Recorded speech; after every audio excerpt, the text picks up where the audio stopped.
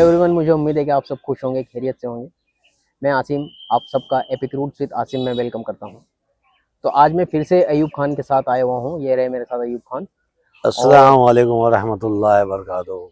वालेकुम अस्सलाम वरहमतुल्लाहि वबरकातुहू। और आज हम बात करेंगे जामा मस्जिद के ऊपर। फिलहाल हम कमाटी गार्डन में हैं और ये बेहद सुकून वाली जगह है इस तरह की बात करने के लिए। तो अयूब खान, कैसे हैं आप? बस अल्लाह का शुक्र है। फरमाइए। करो खिदमत तुम अहले ज़मी पर, करो खिदमत तुम अहले ज़मी पर, खुदा मेहरबान होगा अरसे बरी पर। आज हम आपको बताएंगे कि बड़ौदा शहर की शाही जामे मस्जिद जो है वो कौमी यकजहती का एक अनमोल नमूना है। और वो कैसे और किस तरह, वो बताने से पहले हम माजी में जाएंगे, थोड़ा सा पीछे, 125 साल के पीछे। तो ये बात है सन 1895 के आसपास की। उस वक्त ये था कि बड़ौदा शहर के सारे औकाफ जो है वो महाराजा सयाजी राव गायकवाड़ का एक देवस्थान शाखा हुआ करता था, जिसकी ऑफिस पानी गेट में भद्र कचेरी में हुआ करती थी। तो ये जितने भी औकाफ थे उनके मुतवल्ली थे, पेशिमाम थे और इमाम साहब, खतीब साहब, मौज़िन, ये सबको वहाँ से ही तनख्वाह मिलती थी, भद्र कचेरी से। जैसे कि हम आपको बता चुके हैं कि देवस्थान शाखा जो थी, उस शाखा से ये सारे शाही औकाफ जो है उसका इंतज़ाम होता था। अब ये उस दौर की बात है। मैं आपको अंदाजे सन बता दूं, 1896 के आसपास।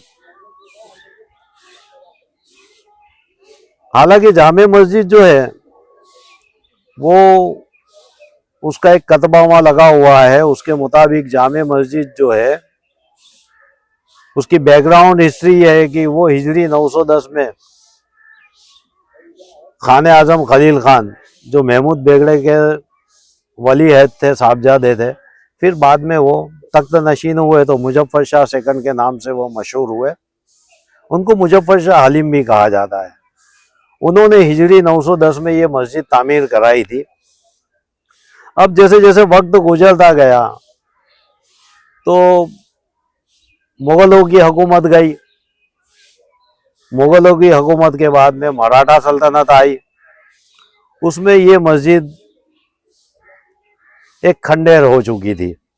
तो उस जमाने में सही शहर के रईस लोग, जिनमें से मैं कुछ नाम लेता हूँ, नवाब सदरुद्दीन हुसैन खान साहब, सैयद अब्दुल रहमान बगदादी साहब, और ऐसे और भी लोग थे। एक मौलाना बसीरुद्दीन साहब थे और एक शख्सियत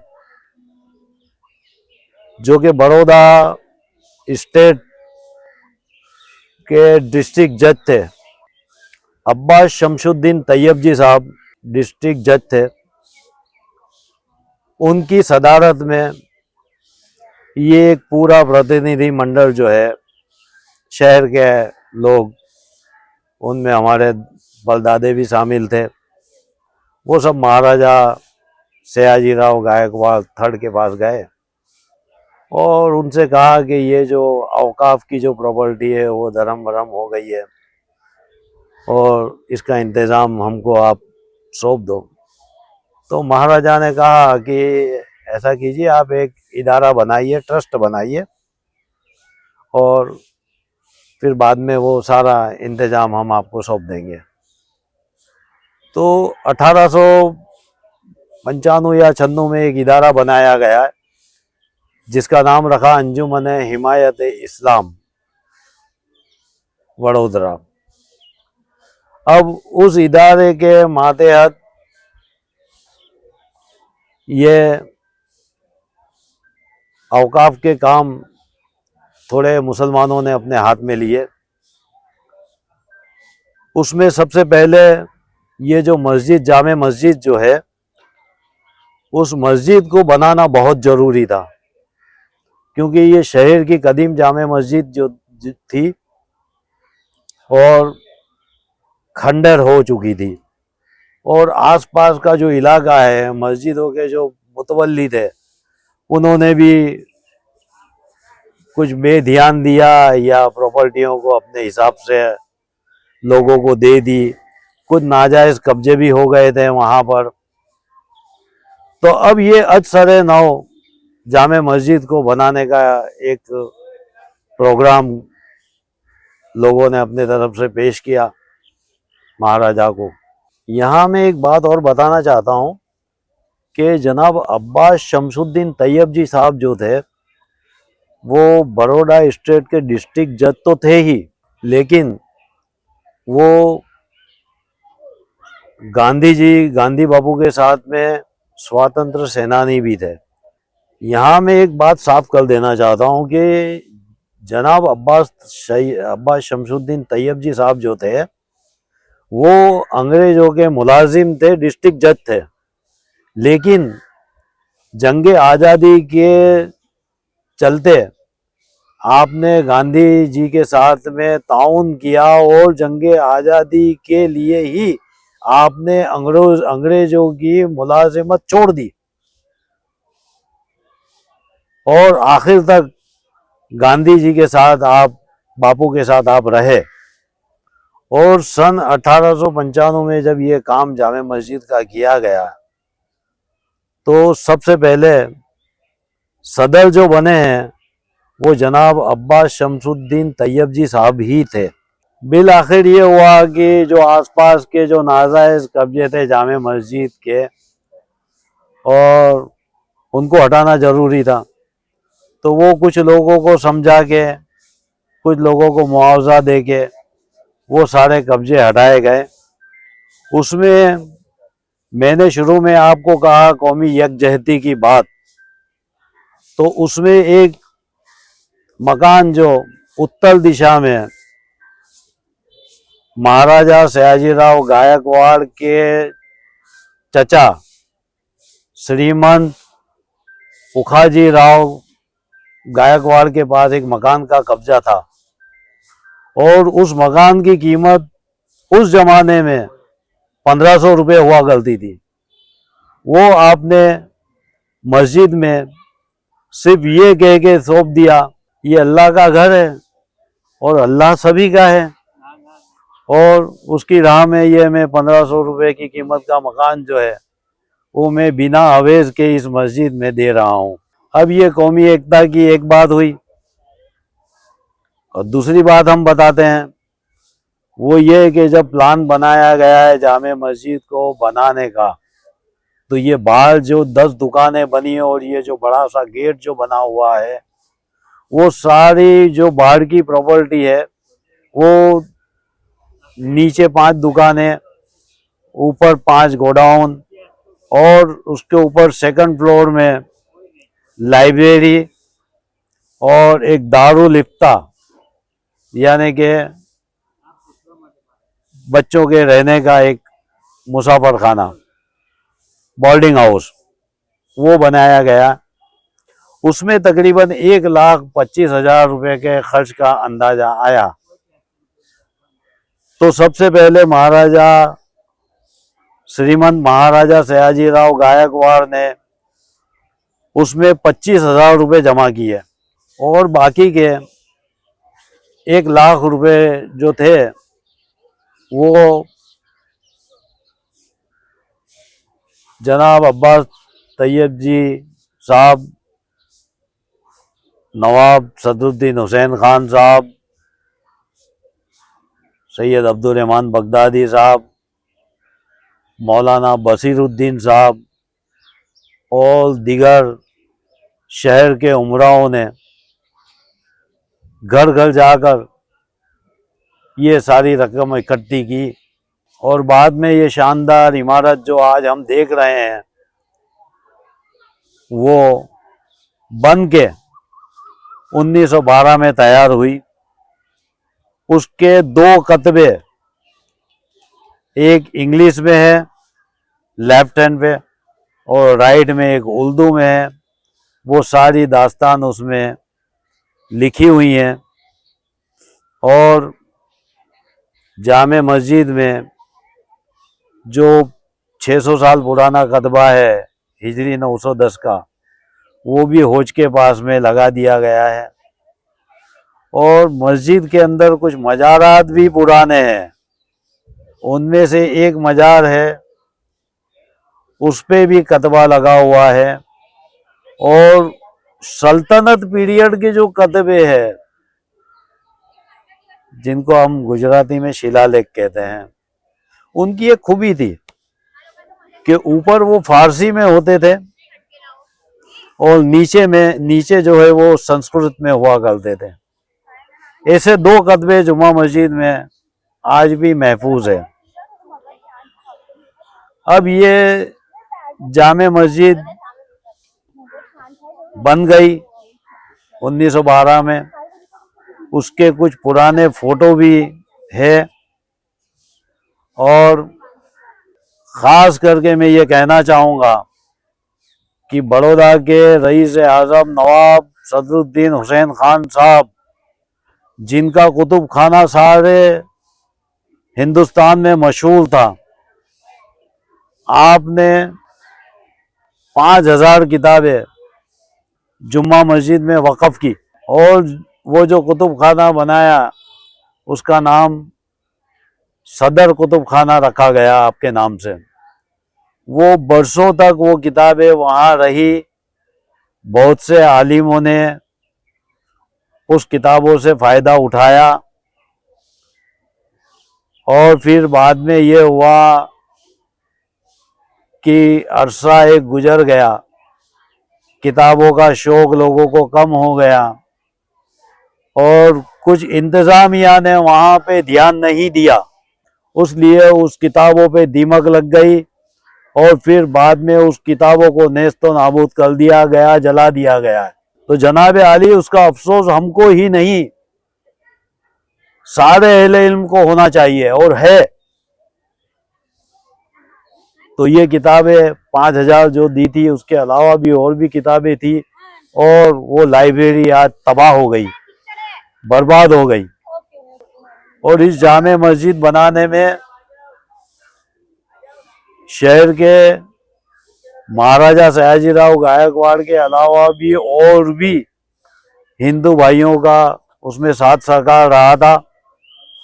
और इस इदारे के सबसे पहले सदर अब्बास तैयब जी साहब जो थे, वो आज हम ये फ़िरका परस्ती की बातें करते हैं, तो वो सबसे पहले सदर जो थे अब्बास तैयब जी साहब, वो सुलेमानी बोहरा कौम से ताल्लुक़ रखते थे। बाद में कई सालों तक वो निज़ाम तो बहुत अच्छी तरीके से चला, लेकिन फिर बाद में वो जो ये इसके बानी अव्वल जो लोग थे, उनके ख़ानदान के लोग थे, वो चल बसे, नए लोग आए। उन लोगों ने इल्म की तरफ ध्यान नहीं दिया, मस्जिदों की तरफ भी ध्यान नहीं दिया। कई सालों तक तो वो निज़ाम बहुत अच्छा चलता रहा और उस निज़ाम के चलते जो इदारे बने, वो इदारों के रिपोर्ट भी हमारे पास है। सही तरीके से इलेक्शन होते थे और प्रेसिडेंट बनते थे, सेक्रेटरी बनते थे। उसमें मेरे मरहूम दादा भी रमज़ान खान, एम पठान, मंगल खान पठान, वो उसमें सेक्रेटरी हुआ करते थे। असर सालेरी भी हुआ करते थे। नवाब मोइजुद्दीन साहब भी थे। अच्छी तरीके से वो निज़ाम चल रहा था। तो ये जो वक्त जो था, 1912 से 1947 तक, उस वक्त तक ये इदारा अंजुमन इस्लाम के नाम से मशहूर था और बहुत अच्छे खिदमतों के काम होते थे। और ऐसे खिदमतों के काम होते थे कि किसी गरीब की शादी कराना, बच्चों को इल्म के लिए किताबें देना, किसी यतीम गरीब गुरबाओं के घरों के हालात सुधारने के लिए उनको इल्म के जरिए इल्म के लिए इमदाद दी जाती थी।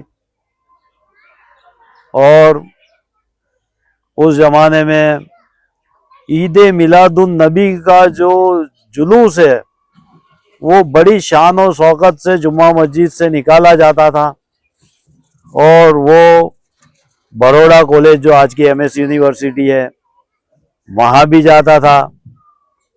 कुछ साल ये जो न्याय मंदिर है वहाँ भी वो जलसा जाता था। और उस जलसे का मैंने 1-2 आर्टिकल लिखे हैं, उसमें मैंने विस्तार से बताया है कि वो कैसे जुलूस निकला जाता था, उनमें कौन लोग होते थे। उस जुलूस में हजारों की तादाद में हिंदू मुसलमान कौमी एकता के साथ में सब उस जुलूस में साथ में होते थे। उसमें पहलवानों के अखाड़े भी होते थे और वो पहलवानों के जो शागिर्द थे वो एक चेन बना के उस पब्लिक को एक सीधे रास्ते से ले जाया करते थे। और एक बैंड स्काउट भी होता था। एक जिक्र करूंगा मैं, तो उसमें जो बैंड स्काउट जो था ना, उस बैंड स्काउट में आज आपको खास बताऊं कि जो हमारे बड़ौदा शहर के अताए सूफी जो है जनाब अता खान, उनके परदादा थे, वो उसके सदर होते थे। उनका नाम बाबूभाई था। तो ये एक कौमी एकजहती के प्रोग्राम जो थे ना, उसमें ईद मिलादुन नबी का जलसा निकलता था, उसके भी रिकॉर्ड है अपने पास। और यहाँ मुझे एक खास बात याद आ रही है। ऐसे तो अंजुमन इस्लाम ने कई लोगों को मदद की, उनके हालात सुधारे, एजुकेशन पर्पस पे मदद की। उसमें जो बड़ौदा के मशहूर मरहूम रसूल खान पठान, जिन्होंने मुस्लिम एजुकेशन सोसाइटी और वडोदरा मस्जिद सभा की स्थापना की, और वो जब हिंदुस्तान आजाद हुआ न, तब डॉक्टर बाबा साहेब आम्बेडकर ने हिंदुस्तान का आइन बनाया, बंधारण बनाया। उस बंधारण कमेटी में भी वो दिल्ली गए थे, मरहूम रसूल खान पठान, और उनका मज़ार भी जामे मस्जिद में है। वो मरहूम रसूल खान पठान इसी अंजुमन इस्लाम की डोनेशन के ऊपर पढ़े हैं, उन्होंने तालीम हासिल की है। वो भी एक गरीब खानदान से ही थे और उनका इंतकाल फिर दिल्ली में ही हो गया। तो ये हम कहना चाहते हैं। और एक और वाक़या खास करके मुझे याद आता है, और वो भी अंजुमन इस्लाम के रिपोर्ट में लिखा हुआ है कि बड़ौदा का एक मशहूर फैमिली है कैंप वाला, वो जामे मस्जिद के नीचे भी उनकी बड़ौदा सिटी बेकरी के नाम से दुकान आज भी है। उनका नाम था अब्दुल रहमान साहब। वो उस जमाने में लंदन गए और लंदन से बेकरी जो है उसके मशीन जो है वो लंदन गए, वहाँ से तालीम लेके वो सारे मशीन हिंदुस्तान में यहाँ बड़ौदा लेके आए। और जब वो लेके आए तब अंजुमन इस्लाम कमेटी ने आपका खैर मकदम किया, आपका हौसला अफजाई की और आपकी गुलपोशी की।